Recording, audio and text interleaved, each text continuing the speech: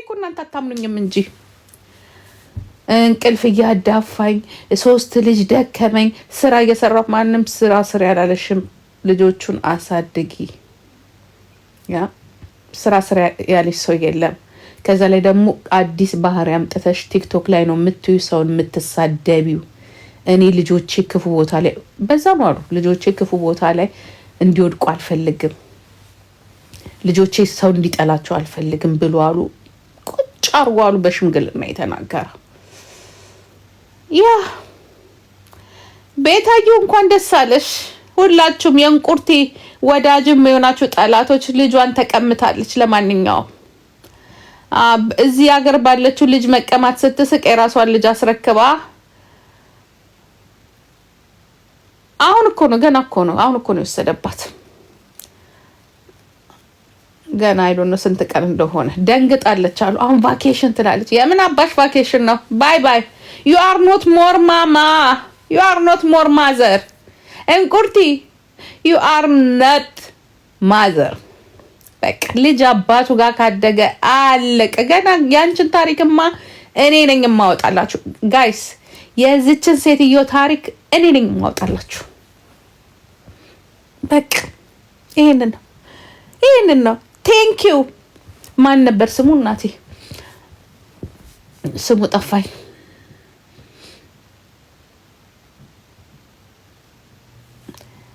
አንቺ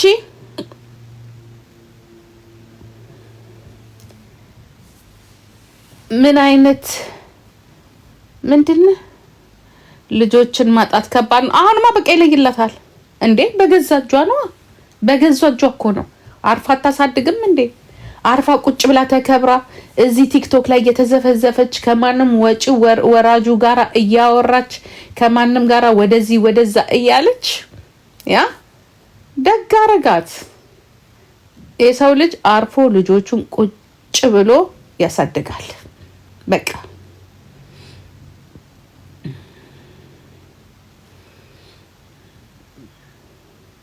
እናንተ ልንገራችሁ፣ ልጅ ከእናቱ ከተለያየ እመኑኝ ዋጋ የለው።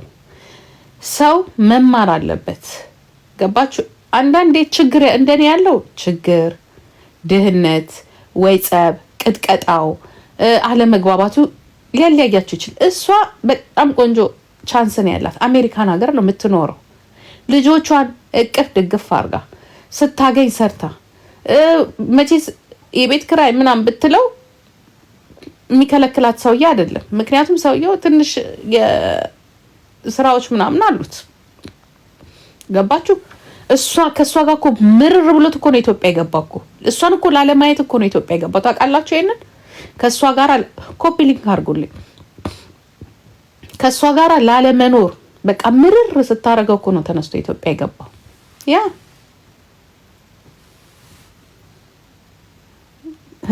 ከዚህ በኋላ ይኸውልሽ ይናፍቃታል። እንደው እግዚአብሔር ምስክሬ ነው፣ ልጅ ይናፍቃታል። እንደ ልማዷ ደግሞ አንዱ ላይ ተሰቅላ እግሯን አንስታ ተሰቅላ ካልወለደች በስተቀር ይናፍቃታል። እሱ ደግሞ በጣም እንደዚህ ያስቆርጠው ምን ሆነ ታውቃላችሁ? ሶሻል ሚዲያው በቃ እኔ ልጆቼ እየተረገሙ እንዲኖሩ አልፈልግም ያለው አሉ። እየተረገሙ ፎቶቸው እየተለጠፈ በጣም እኮ ነው የደነገጡት እኮ። ምክንያቱም እሷ ባለጌ ወልዶ ባለጌ ያሳደጋት እርካሽ የሞተች የቆሸሸች እቺ ጭቅቅታም ሴት ናት። እሱ ግን የተከበረ ሰው ነው። ገባችሁ? ባለጌን የወለደ አልጸደቀ፣ ባለጌን ያገባም እንደዛው ነው። አንደኛ በጣም የቤተ ክርስቲያን ሰው ነው። በጣም አንባቢ ነው። በጣም ብዙ መጽሐፎችን ጽፏል። ገባችሁ? ይቺ ያበደች ሴት ጋር በምንድን ነው የሚገናኙት? ከጉርጢነቷ እንዳያገባት የሰውነቷ ድብልቅልቅ ማለቱ ከእጥረቷ። አሁን ይሄ ሰውዬ ማትፈርዱበት አንገቷ አለ። አንገቷ፣ ደረቷ፣ ጡቷ ድብልብል እኮ ያለች ሴት እኮ ናት። እኔ እግዚአብሔር ምስክርን የወፍረትም አይነ እኔ አሁን 100 ኪሎ የደረስኩበት ጊዜ አለ። እንዴት እንደማምር እንዲያውም እኔ 100 ኪሎ የነበርኩ ጊዜ እግዚአብሔር ምስክሬ ነው የምላችሁ የነበረኝ ውበት አለ። እኔ እኮ አሁን ውበት የለኝም። ይኸው እንደምታዩት እንደ ሸምበቆ የተመጠጠች እንትን መስሏል ፊቴ። ከማጠሯ መወጠሯ፣ የጀርባዋ ስጋ። ይሄ ሰውዬ ደግሞ ብታዩት እንዴት እኮ እንደሚያምር አይገናኙም። እንዲያውም አሁን አደቀቀችው እንጂ አድቅቃ በነገር አሽታ በአንድ ጊዜ በ3 ዓመት 3 ልጅ ስትወልድበት ምን ያርገኝ ሰውዬ? በ3 ዓመት ውስጥ ልጅ አስሮ የሚያስቀምጥ ነው የመሰላት። ጭራሽ ጥሏት ሄዳ ኢትዮጵያ፣ ጭራሽ ጥሏት ኢትዮጵያ ሄድት። በቃ ሸሽቷት። እግዚአብሔር እንደው መድኃኒዓለም ነው የምላችሁ። ሴት ልጅ ወንድ ልጅ ጥሏት ከሄደ ውድቅ ነው የምትለው እኮ ውድቅ። ምን አለበት ከአንድ ስቴት እንኳን ወደ አንዱ ስቴት ቢለውጥ። ተነስቶ እኮ አገር እኮ አይደለም ኮንቲኔንት እኮ ነው የለወጠው። አህጉርን እኮ ነው የለወጠው።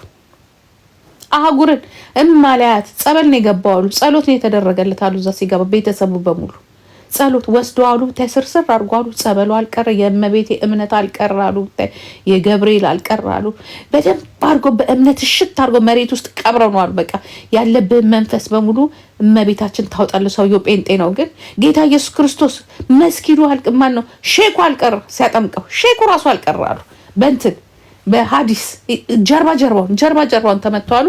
7 ጊዜ ጮሆ ወጣለት አሉ። 7 ጊዜ ውይ እንቁርቴ ውይ ለልቴ ውይ በምን ገባችበት ሲባላሉ በልቤ ነው የገባችሁ። በልቤ እንዴት አድርጋ በጭቅጭቋ በቃ እያንገበገበችኝ እየነዘነዘችኝ በቃ እያንገበገበችኝ ምን ፈልጋ ነው ሁል ጊዜ በቃ የት ወጣ የት ገባ በቃ በምንድን ነው ያየች በቁንጅና ውይ እያላሉ ብታይ 7 ጊዜ ጮህ ወጣችለት አሉ። ከዛ በኋላ አሜሪካን ነበርክ ሲባላሉ እኔ ይላሉ እኔ አሜሪካን ኧረ አላቃትም ሲል ኧረ እባክህ 3 ልጅ በሙሉ አለ ከማ እንቁርቴ ከምትባል ሴትዮ እኔ አላቃትም። ከእንደገና እሱን ደግሞ ወደ አይምሮ ወደ መመለስ አሉ። በመከራ ድጋሚ እንቁርቴ የምትባል ሚስት ነበረች። እሷን እንኳን ብትረሳት ልጆቹን እንዳትረሳ ተብሏሉ። በድጋሚ ሌላ እምነት መጥቷሉ። ከሆነ ከባህር ዳር ነው ምናምን የሚባል ሀገር ሌላ ደግሞ እምነት ሌላ ቄስ መጥተዋሉ። ድጋሚ ቀባብተው ከእንደገና ኦኬ ልጆች አሉኝ ሴትዮዋን ግን አላቃትም አላሉ። ተመስገን ጌታ ልጆችንም ካመንክ ዘራችንን የትም ጥሎ ሊሄድ የማይሆንም። አሁን ይኸው ዘራችንን ልንገራችሁ። የወለጋ ወንድ ማለት ዘሩን አይጥልም።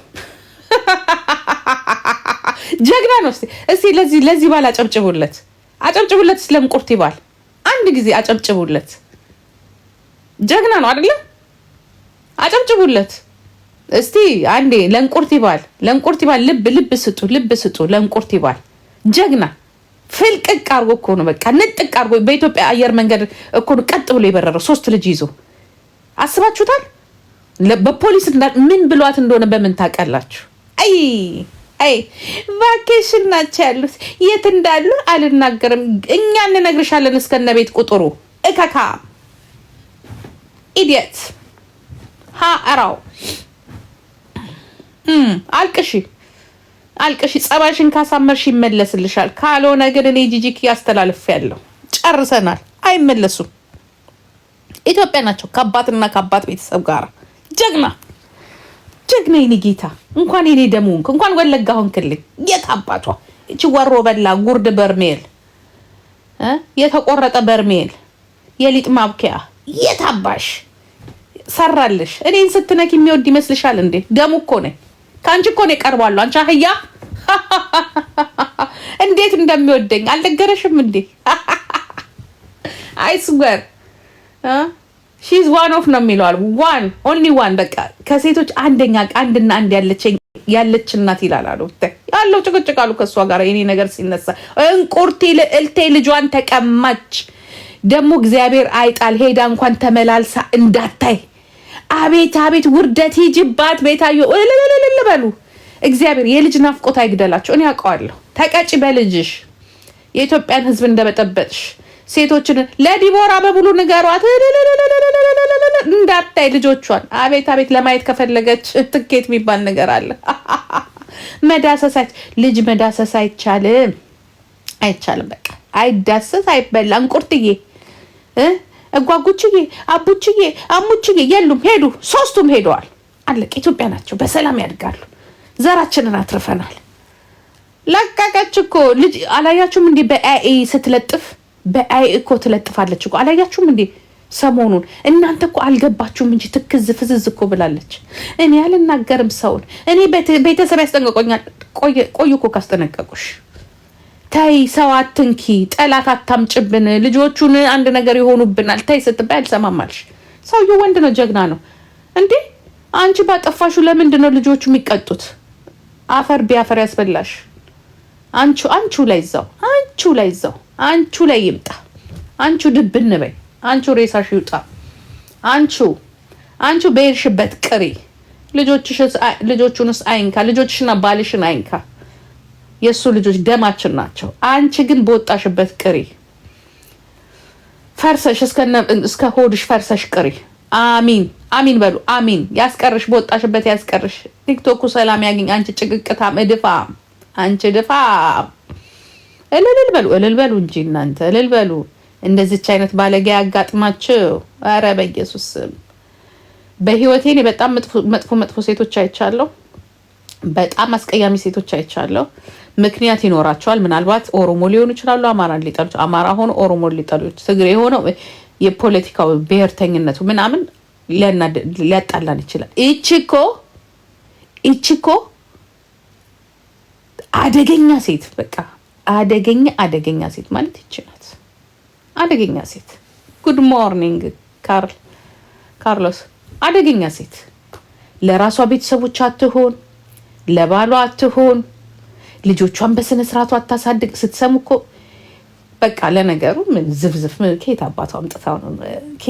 ከየት የምታውቀው ሙያ ሆኖ ነው? እከክ አሁን እቺ ሴትዮ ማን አቅፏት ነው የሚተኛው? ግን እንዲህ ዝም ብላችሁ አሁን ሉካት አሁን እኔንና እሷን ዝም ብላችሁ እስቲ እንዱ አስተያዩ።